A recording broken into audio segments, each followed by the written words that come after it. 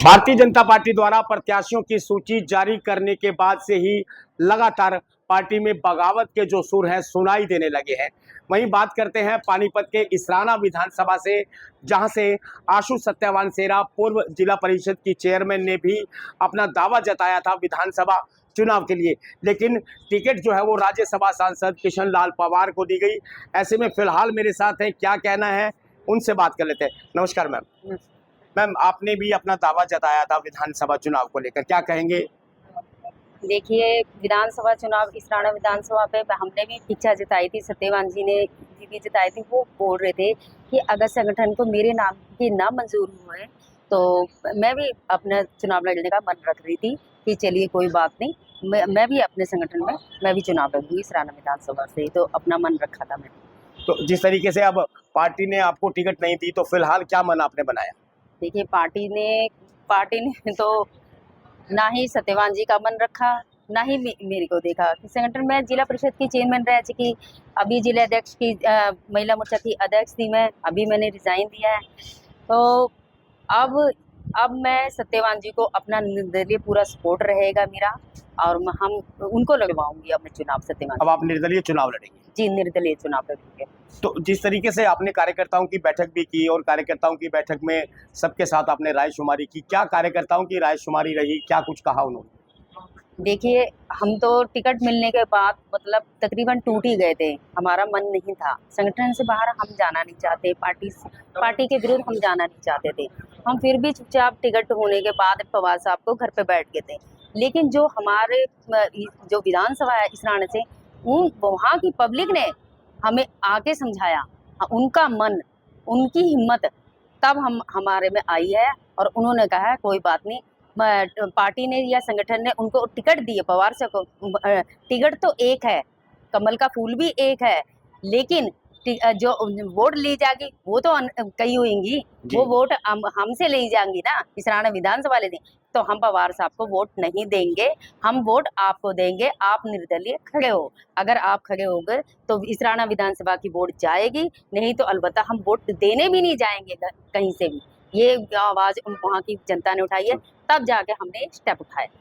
अच्छा, ये बताएं, जिस तरीके से जो स्थिति बनी है, लगातार पिछले काफी सालों से आप भारतीय जनता पार्टी में रहे हैं, जिला परिषद के चेयरमैन भी रहे हैं, महिला मोर्चा के अध्यक्ष भी रहे हैं, तमाम बातों के बावजूद आपको टिकट से दरकिनार कर दिया गया।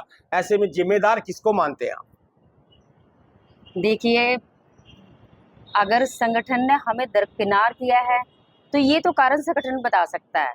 हाँ, हमारी मेहनत में, संगठन को मेहनत करने में या समय देने में, या पार्टी को कोई भी, पार्टी ने हमें किसी भी तरह का काम दिया या संगठन में समय नहीं दिया हो, या किसी व्यक्तिगत के प्रति हमने किया शब्द बोले हो, ऐसा कोई भी काम नहीं है। संगठन ने ये क्यों फैसला लिया, ये तो संगठन ही जवाब दे सकता है। आप अपनी तरफ से भी किसी को मानते होंगे, किसने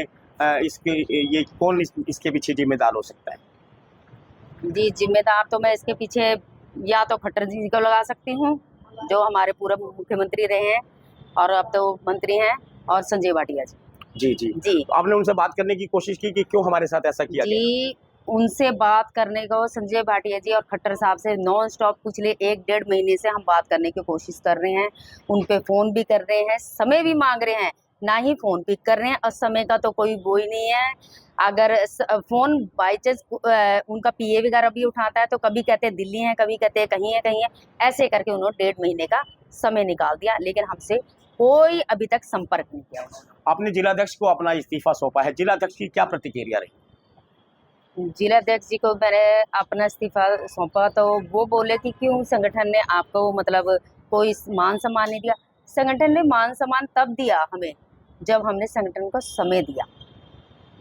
सत्यवान जी भी लगे रहे साथ में, मैं भी जुड़ गई उनके साथ, फिर मैंने भी अपना समय जैसे भी संगठन को वैसे दिया, तो संगठन ने मान सम्मान हमें पार्टी में रहते हुए दिया। इस चीज से हम दरकिनार नहीं करते, और ये भी नहीं कह सकते कि पार्टी ने हमें अनदेखा किया, लेकिन अगर पार्टी ने ये सब किया तो हमारे कार्य और हमारी कार्यशैली को देखने के बाद ही किया है ये स्टेप, जो उन्होंने मान सम्मान दिया हमें वो, और उसके बाद ये क्यों अनदेखा करने लग गए, इस चीज का संगठन जवाब दे सकता है, हम नहीं दे सकते।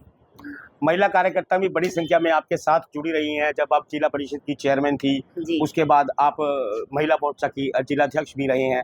तो महिला कार्यकर्ताओं का क्या फिलहाल रुझान आपको मिल रहा है, किस तरीके के आश्वासन मिल रहे हैं?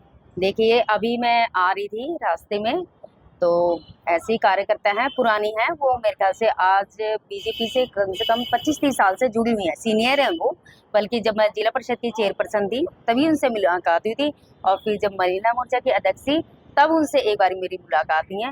उनका फ़ोन, सीनियर कार्यकर्ता हैं वो हमारी, उनका फ़ोन मेरे पास अभी चलती गाड़ी में आया, जी। और उन्होंने मेरे को कहा है कि बहन जी, आप हिम्मत और हौसले से आगे बढ़िए, आपका स्टेप जो आप उठा रहे हो वो बिल्कुल गलत नहीं है।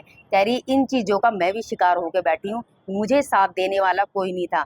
आप तो जैसे सत्यवान जी हैं, आप हो, आपके पीछे सत्यवान जी हैं, सत्यवान जी के पीछे आप हो, तो आपकी हिम्मत, आप एक दूसरे की हिम्मत हो। हमारे पीछे कोई नहीं था, ना हमारी हिम्मत देने वाला था, हमारी कोई बात सुनने वाला था।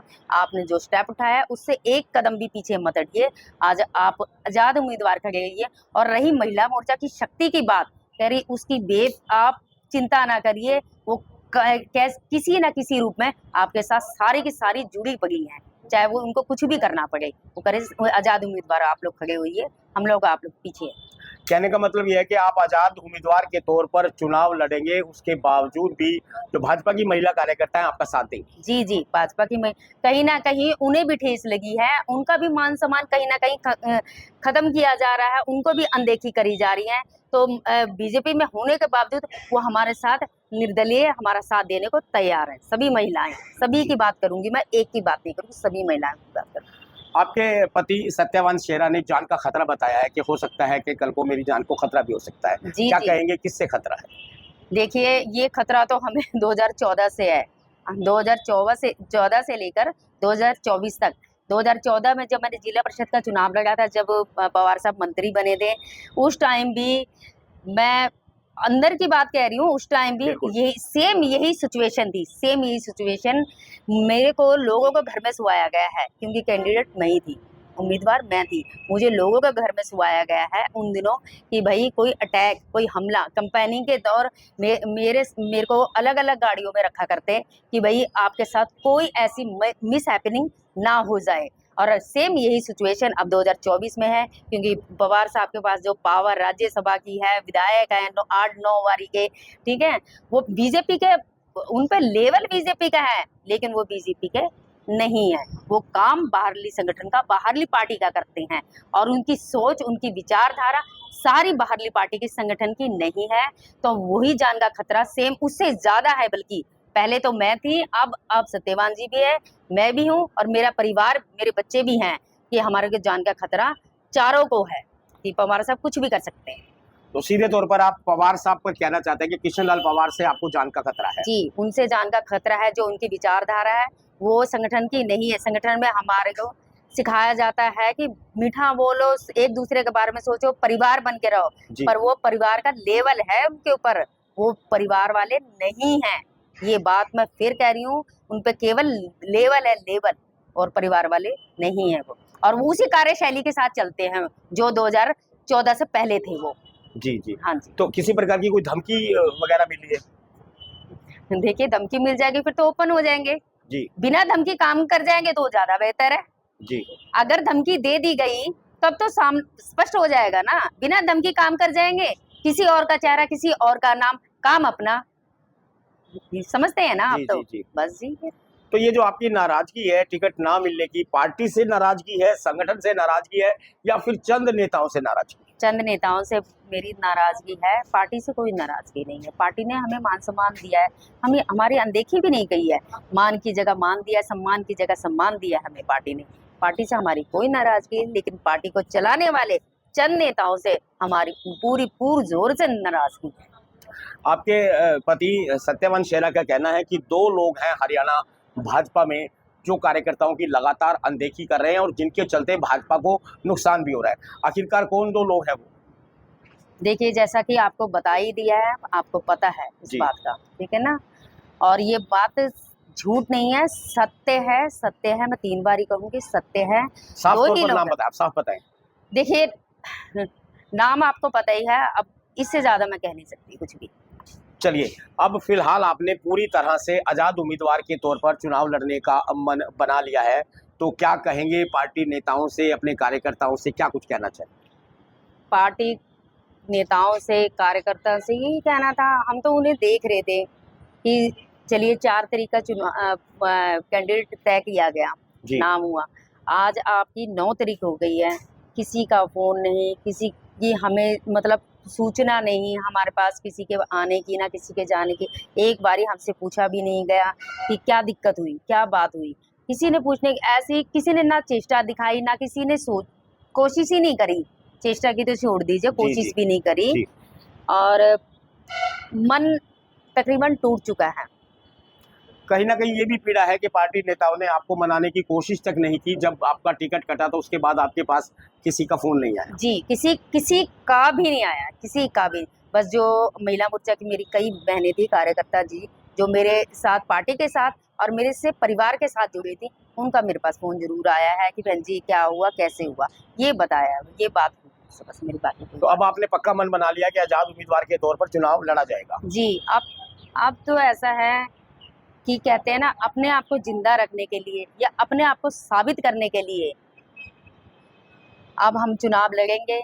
नतीजा कुछ भी हो, लड़ने से पहले कोई ये नहीं जानता कि मैं जीतूंगा। जी, बिल्कुल। ठीक है ना? जी। लड़ाई तो लड़ाई है, जी। तो जीत और हार कोई नहीं देखता उस टाइम। अब हमने अपने आप को जिंदा रखने के लिए या अपने आप को साबित करने के लिए हमने लड़ना है कि हम भी हैं या हमारा अस्तित्व भी है।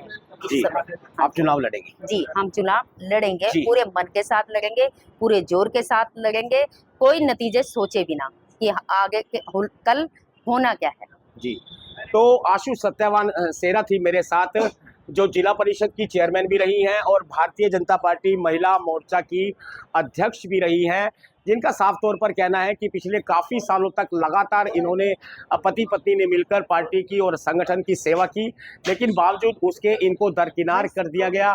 टिकट जो है वो किसी और को दे दी गई, जिसके चलते दोनों काफ़ी आहत हैं। फिलहाल इन्होंने मन बनाया है कि ये आजाद उम्मीदवार के तौर पर चुनाव लड़ेंगे। दैनिक सवेरा के लिए पानीपत से प्रवीण ठाकुर। देश दुनिया की हर खबर सबसे पहले देखने के लिए फॉलो करें Dainik Savera TV, YouTube, Facebook, Instagram, X और व्हाट्सएप चैनल पर।